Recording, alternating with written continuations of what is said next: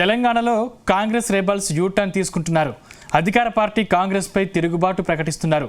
గతంలో బీఆర్ఎస్ నుంచి గెలిచి కాంగ్రెస్ పార్టీలో చేరిన ఎమ్మెల్యేల పరిస్థితి ఇప్పుడు ముందు నుయ్యి వెనుక గొయ్యి అన్నట్టుగా మారిందా? నియోజకవర్గాల్లో అభివృద్ధి పేరు చెప్పి కాంగ్రెస్కి సపోర్ట్ చేసిన నేతలకు ఇప్పుడు సొంత నిర్ణయమే మెడకు చుట్టుకున్నట్లు అనిపిస్తుందా?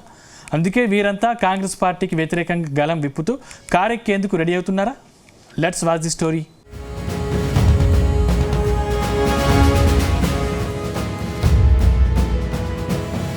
తెలంగాణలో పార్టీ మారిన ఎమ్మెల్యేల వాయిస్ మారుతోంది. గులాబీ పార్టీ నుంచి కాంగ్రెస్లోకి జంప్ చేసిన ఎమ్మెల్యేలు యూటర్న్ తీసుకుంటున్నారు. తెలంగాణలో కాంగ్రెస్ పార్టీ అధికారంలోకి వచ్చాక దాదాపు 10 మంది ఎమ్మెల్యేలు కండువాలు మార్చేశారు. వీరంతా గులాబీ పార్టీ నుంచి బయటకొచ్చేసి కాంగ్రెస్ కండువాలు కప్పుకున్నారు. కానీ ఇప్పుడు వీళ్ళు అధికార పార్టీకి వ్యతిరేకంగా గలం విప్పుతున్నారు. ఇటీవలే పటాన్చెరు ఎమ్మెల్యే గూడెం మహిపాల్ రెడ్డి కాంగ్రెస్లో తిరుగుబాటు చేసి కారు పార్టీ కార్యక్రమాల్లో బిజీ అయ్యారు. ఇప్పుడు గూడెం దారిలోనే మరికొందరు పయనిస్తున్నారు. ఇందులో ఖైరతాబాద్ ఎమ్మెల్యే దానం నాగేందర్, నిజామాబాద్ సీనియర్ నేత మాజీ స్పీకర్ పోచారం శ్రీనివాస్ రెడ్డి అధికార పార్టీపై తిరుగుబాటు ప్రకటించారు. తమ నియోజకవర్గాల అభివృద్ధి పనులకు బడ్జెట్ నిధులు రాకపోవడం, కనీసం సీఎం రేవంత్ రెడ్డి మంత్రుల అపాయింట్మెంట్లు కూడా దొరకడం లేదని వీరంతా తీవ్ర అసంతృప్తికి లోనవుతున్నారు.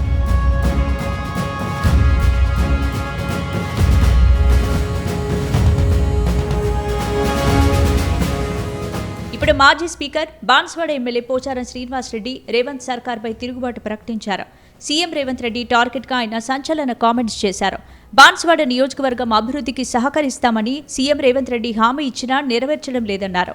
కాంగ్రెస్ పార్టీలో చేరిన 6 నెలల్లోనే బాన్స్వాడ నియోజకవర్గంలో పెండింగ్లో ఉన్న సమస్యలు పరిష్కరిస్తామని సీఎం చెబితేనే జాతీయ కండువా కప్పుకున్నానని వివరించారు. కానీ ఇప్పుడు సీఎం రేవంత్ రెడ్డి మాటలను మంత్రులు వినడం లేదు. సీఎం స్వయానా నిధులు మంజూరు చేయమని మంత్రులకు చెప్పిన వారు పెడచెవిన పెడుతున్నారని ఆగ్రహం వ్యక్తం చేశారు. మంత్రులకు ఎన్నిసార్లు ఫోన్ చేసినా లిఫ్ట్ చేయడం లేదు. ప్రభుత్వ సలహాదారు రాజ్యసభ సభ్యుడు వేం నరేందర్ రెడ్డికి స్వయానా ముఖ్యమంత్రి చెప్పినా పట్టించుకోవడం లేదని ఆరోపించారు. గతంలో వేం నరేందర్ రెడ్డికి 50 సార్లు ఫోన్ చేసినా ఫోన్ అటెండ్ చేయడం లేదని పోచారం నిప్పులు చెరిగారు. అప్పటి రాజకీయ పరిణామాల వల్ల కొంతమంది దౌర్భాగ్యులు చేసిన పని వల్ల పార్టీ మారాల్సి వచ్చిందని పోచారం శ్రీనివాస్ రెడ్డి ఆవేదన వ్యక్తం చేశారు. 20 జూన్ నాడు పొంగులేటి శ్రీనివాస్ రెడ్డి ఫోన్ చేసిండు.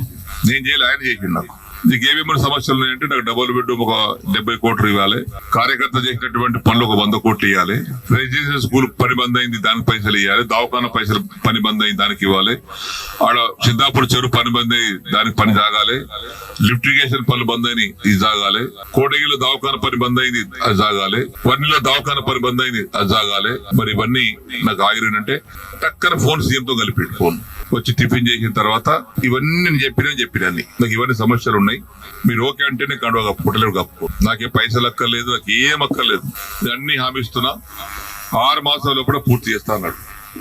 ఇవన్నీ కండువా కప్పు, ఆ కండువా కూడా జాతీయ కండువా కప్పుకున్నా. ఎమ్మెల్యే మీటింగ్ పెడితే అందరం పోయినాం. మీటింగ్ అయినాక విడివిడిగా మాట్లాడి పోయినాం. మరి వీటి కోసం వచ్చినాయి కదా నేను.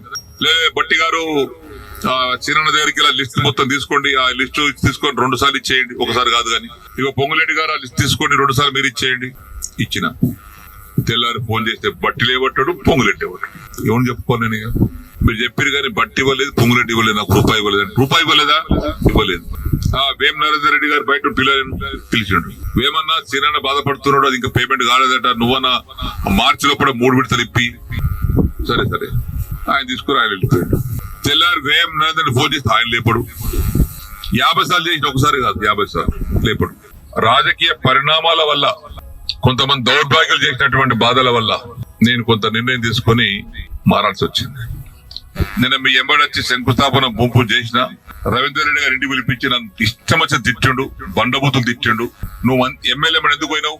నాకు అడిగి పోవాలి కదా. లేదు సార్, ప్రోటోకాల్ ప్రకారంగా పోవాల్సి వస్తుంది సార్. నేను లేదు, నాకు అడిగితే పోతా వీలేదు, నువ్వు అడిగిపోవాలి. ఆ కాంట్రాక్ట్ పిలిపి పని బంద్ చేసి ఇక్కడ బీకుర్రి, ఆ కాంట్రాక్ట్ పిలిపిస్తే వాడు భయపెట్టించి మొత్తం తట్టబడి వెళ్ళిపోయి అని చెప్పాడు.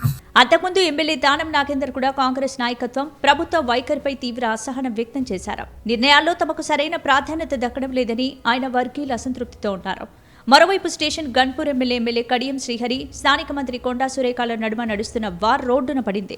జిల్లాపై ఆధిపత్యం, పదవుల కేటాయింపులో ఇరు నేతల నడుమ నడుస్తున్న తీవ్ర వర్గపోరుతో స్థానిక రాజకీయం నిత్యం వేడెక్కుతోంది.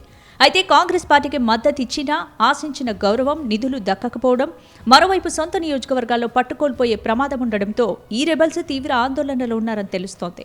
మరోవైపు కాంగ్రెస్లోనే ఉంటూ నిధుల కోసం పోరాడాలా, లేక కేసీఆర్ హయాం మంచిదని సంకేతాలు ఇస్తూ మళ్లీ గులాబీ గుటికి చేరుకునే మార్గాలు చూసుకోవాలా, లేక స్వతంత్రంగా వ్యూహాత్మకంగా మౌనం పాటించాలా అనే అయోమయం వారిలో కనిపిస్తోందంటున్నారు.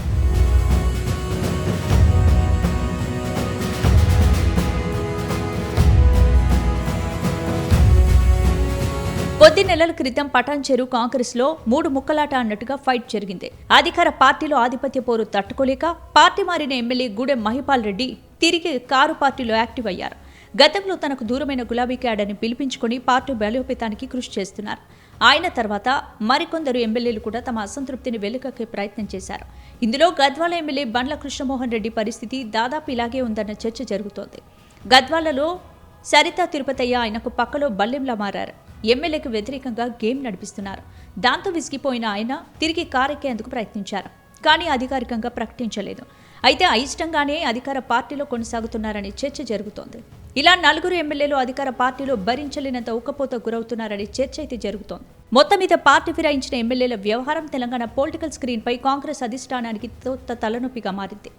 మద్దతు తెలిపిన ఎమ్మెల్యేలే బహిరంగంగా గళం విప్పుతుండటంతో రాబోయే రోజుల్లో ఈ అసంతృప్తి తీవ్ర రూపం దాల్చుతుందా అనే ప్రశ్నలు వస్తున్నాయి. వీరంతా కాంగ్రెస్ అగ్రనాయకత్వంతో యుద్ధం చేస్తారా, లేక మళ్లీ గులాబీ గుటికి చేరుకునే ఆలోచన చేస్తారా అనే అనుమానాలు మొదలయ్యాయి. ఇప్పటికే గూడెం మహిపాల్ రెడ్డి గులాబీ గుటికి చేరడంతో వీళ్లు కూడా ఆయన బాటలోనే నడుస్తారా అనే చర్చ మొదలైంది. రెబల్ ఎమ్మెల్యేల వ్యవహారం రాబోయే రోజుల్లో ఇంకెన్ని మలుపులు తిరుగుతుందో తెలియాలంటే మాత్రం మరికొద్ది రోజులు ఆగాల్సిందే అంటున్నారు.